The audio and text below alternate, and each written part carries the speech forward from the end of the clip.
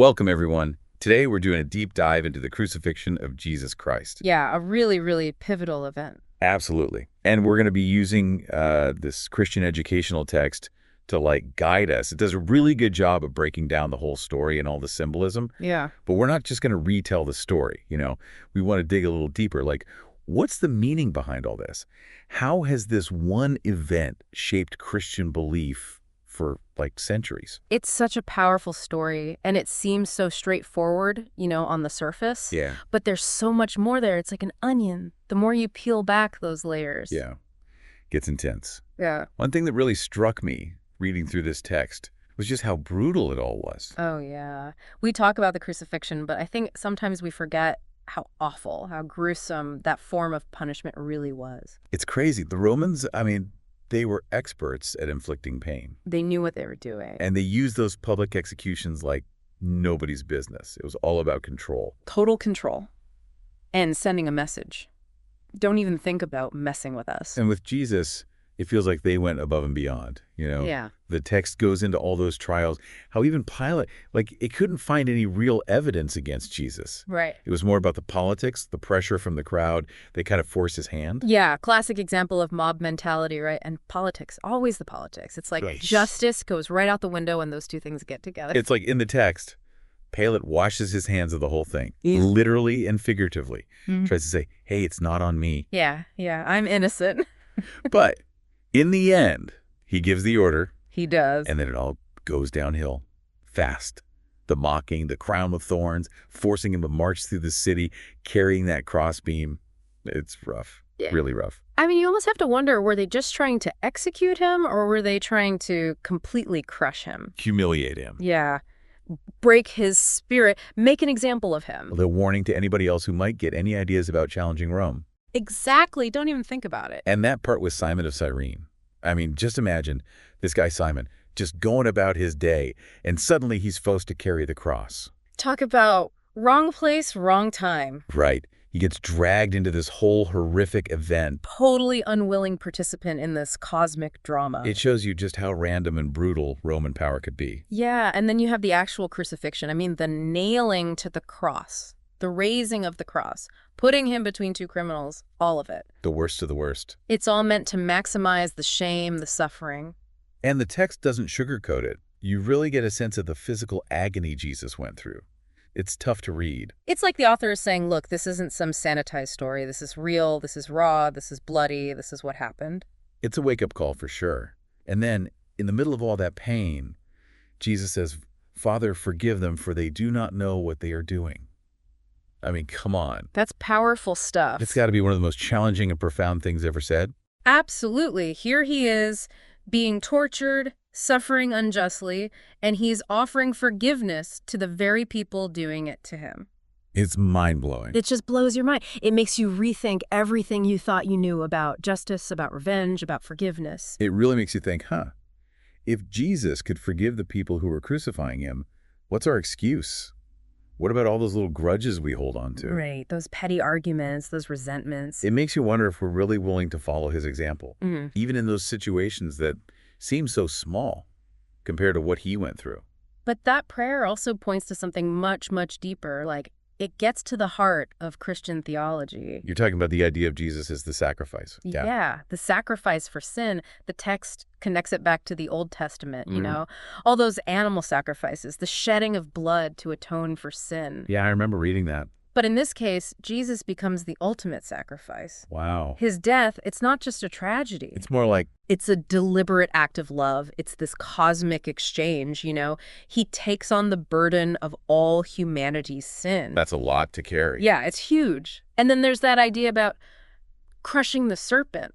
That blew me away. Oh, yeah, I remember that part. It ties the crucifixion back to the Garden of Eden, right? Exactly. To Adam and Eve, the very beginning of sin and evil in the world. Genesis. So the crucifixion, it's not just about one man dying on a cross. It's something bigger. It's a cosmic battle, good versus evil. And Jesus' sacrifice, it's a turning point in that battle. It's like he's breaking the cycle. Yes, the cycle of sin and death that's been plaguing humanity since the fall. Wow. Okay, so now things are getting really interesting. But before we jump into all those theological implications, Yeah. I think we need to take a step back, look at the historical context a little more. Yeah, good point. We've touched on the brutality of Roman crucifixion, but what else was going on back then that might shed some light on all of this? That's a great question because, this didn't happen in a vacuum. The crucifixion took place in a very specific time and place, a very specific culture. And if we want to understand the full impact, we got to understand that landscape. Okay, I'm ready. Bring on part two. Okay, so we've been talking about how brutal the crucifixion was, but you're right, we need to look at the bigger picture too, the historical and cultural stuff to really understand what it all means. So what else was going on back then that might help us understand all this? Well, Judea was under Roman occupation. I mean, that's the big thing, right? Yeah. The Jewish people, they were living under Roman rule, Yeah. and they wanted freedom. Yeah, they wanted their own land back, their own government. Exactly. And they had all these expectations about the Messiah. Yeah, they were waiting for a savior. Right. They thought he'd be this powerful warrior king, someone who'd kick out the Romans and, restore Israel to its former glory. So when Jesus shows up, preaching about peace and love and saying he's the Son of God, but not the kind of king they were expecting, it must have been a huge shock to the system. Totally. It's like, wait, what?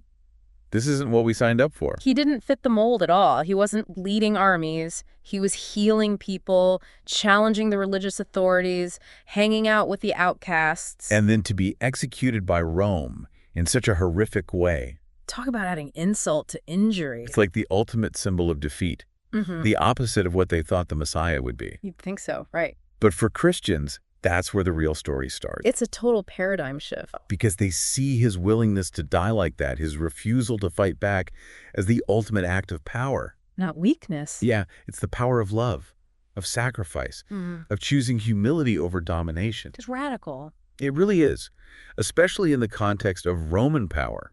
Like we were saying before, crucifixion, it was meant to be this public spectacle. A warning. Yeah, this is what happens to you if you mess with Rome. Don't even think about it. But for the people who believed in Jesus, his death became a symbol of defiance. Maybe not against Rome directly, but against, the forces of evil in the world. Sin and death. Yeah, all that stuff that holds humanity captive. It's like he took the worst thing the empire could throw at him. Yeah. And he transformed it. He subverted it. And that's why it's so central to Christianity, right? Absolutely. It's the ultimate paradox. Victory through defeat, power through weakness, life through death. It's a message that still speaks to us today. Oh, yeah. I mean, we still live in a world obsessed with power, with winning at all costs. And the crucifixion, it stands in stark contrast to all that. It's like a different way of being. Yeah, a way of love and sacrifice and humility and service. And this whole idea of sacrifice, of atoning for sin, it can be kind of hard to wrap your head around. It is. It's a tough one. I mean, I know it's like a core belief in Christianity. Yeah, it is. It's central. But are there different interpretations of it? Do all Christians see it the same way? That's a really good question. And to be honest, there isn't one official interpretation. Oh, interesting. Yeah, some Christians, they see it as a legal transaction. Okay, like a debt being paid. Exactly. Jesus takes the punishment that we deserve. Others focus on the idea that Christ conquered the forces of evil. Okay, yeah. I've heard that one before. And still others, they emphasize the power of love and sacrifice to, transform us. So many different ways of looking at it. And I think that's part of what makes the Christian tradition so rich and deep, Yeah. It's not just one size fits all. Right. There's room for different perspectives, different understandings. Ultimately, it's up to each person to wrestle with these ideas and figure out what it means for them. It's a personal journey. But there's one thing that I think all Christians agree on. Yeah. The crucifixion, it's not the end of the story. Oh, definitely not. It's just the beginning. Because then comes the resurrection. The ultimate triumph. Yeah. Death couldn't hold him. And that's what gives the crucifixion its power, its hope. It's a powerful message. And I think it goes way beyond religion, I agree. Anyone who's ever faced loss or suffering or injustice, I think they can relate to the story of the crucifixion on some level. It's a universal story. It reminds us that even in the darkest of times, there's always hope. And that even in the face of death, love wins. And that even when we feel totally alone, abandoned, there's a love that will never let us go. That's the power of the crucifixion, right? It shows us the heart of God. A God who suffers with us. A God who loves us no matter what. The God who offers us hope, even when we feel hopeless. Exactly. This deep dive has been amazing. We've really gotten into some deep stuff today. We have. But before we wrap up, do you have one final question for our listeners? Something for them to think about as they reflect on everything we've talked about. I think the most important thing is to go beyond just knowing the story, you know? Okay, so what should they be asking themselves? I'd ask, how can we use this historical and cultural context we've been talking about to really understand what the crucifixion means? How can it deepen our understanding, maybe even challenge it? That's a great question. It really makes us think critically about what this event means for us today in our own lives. Yeah. That question about context, yeah, it really makes you think. So it's so easy to just hear the story and be like, oh yeah, I know that one. But when you really think about the time period and the culture and all that, it adds so much more depth to the whole thing. It's like, yeah, when you go to a museum and you see like a famous painting, Yeah. you can look at it and appreciate the colors and the brushstrokes and all that. But when you learn about the artist, their life, what influenced them, the historical period they were living in, all of that makes the painting even more meaningful. Totally. So how does knowing all that stuff about the crucifixion change how we see it? Well, for one thing, it makes you realize just how bold Jesus was. I mean, he wasn't just some random guy talking in the desert. This was a really intense time and place politically and religiously. And he was like directly challenging the people in power. And it's not like they were going to just let it slide, right? Mm. The Romans, they didn't mess around when it came to keeping control. They were serious. Oh, yeah. They had zero tolerance for anyone who challenged them. And crucifixion, that was their way of making a statement. It was like their ultimate punishment. Brutal and public, everyone knew what it meant. Don't even think about stepping out of line. Exactly. So when Jesus, knowing all that, still goes out and preaches about love and forgiveness and heals the sick and hangs out with people who are considered outcasts and then on top of all that claims to be the Son of God, I mean, that's a huge statement. It's like he's saying, I'm not afraid of you. I'm not going to back down. And he wasn't just challenging the Romans, right? No. He was also shaking things up in the religious establishment. His teachings were like a total critique of their whole system. He was calling them out for their hypocrisy, their focus on rules and rituals, instead of like real interchange. So he was kind of revolutionary. Oh, yeah, for sure. Not in the violent sense, but his message. It was definitely radical. It was turning everything upside down, challenging the power structures of his time. So his death. Yeah. It wasn't just about him as a person. It was a political and religious statement, too. Yeah. The Romans were saying, this is what happens to anyone who defies us. And the religious leaders were saying, this is what happens when you question our authority.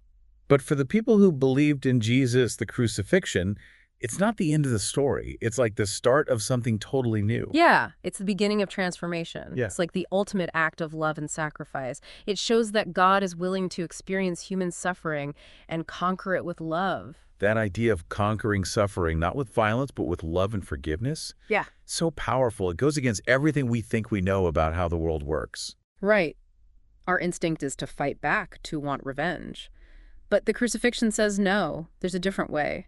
And it's not an easy way, but it's a way that offers hope and healing. Not just for individuals, but for the whole world. Exactly. This deep dive has been incredible. It's like we've gone beyond the surface level and really dug into the heart of the crucifixion. It's such a complex and multi-layered story. It challenges us, inspires us, comforts us, pushes us to really think about ourselves, the world, and God. It's a story that keeps on giving. And with that, I think it's time to wrap up our exploration of the crucifixion. But like we always say, keep digging, keep questioning, keep wrestling with these ideas. This is just the beginning. Keep exploring, keep learning, keep diving deep. Thanks for joining us, everyone. We'd love to hear your thoughts, so head over to our social media pages and let us know what you think. Until next time.